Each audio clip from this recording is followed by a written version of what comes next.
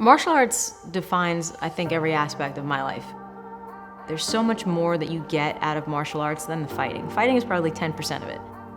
It's a huge element about fitness, but it also has a lot to do with spirituality, also has a lot to do with understanding and caring about your environment. I like the fact that I have great interpersonal relationships through coaching and training with other people. You really learn to be a complete person. My name is Carnevale, and I'm a martial arts media personality. My mom was a single mother, so I would be alone a lot. My brother was a big comic book reader, and I was really rambunctious and I had a lot of energy and I wouldn't go to sleep at night. So he'd read me comic books before I'd go to sleep, and I got exposed to these females that were awesome. They weren't just kind of, waiting for the guy to rescue them. They were a part of the team. I know that a lot of girls were looking at like Vogue magazine, and I was looking at the X-Men. This was my favorite comic growing up as a kid. I really loved Jean Grey because she was powerful. She never knew how powerful she was.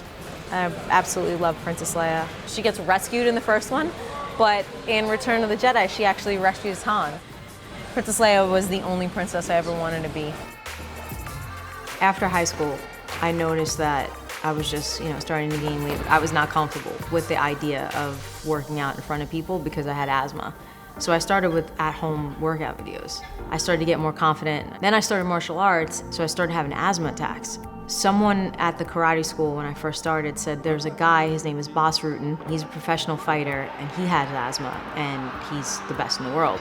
If there's an asthmatic who became a world champion, I should just learn how to deal with my asthma as I trained. And I did. And now it's years later and Boss Rutan's actually a friend of mine.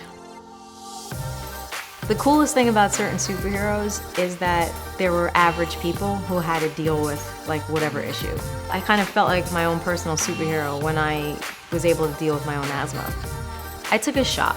I said, let me train myself through this. Then it led to me interviewing fighters and commentating and just an endless array of nonstop action.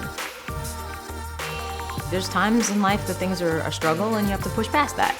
And that's what internally makes you a fighter.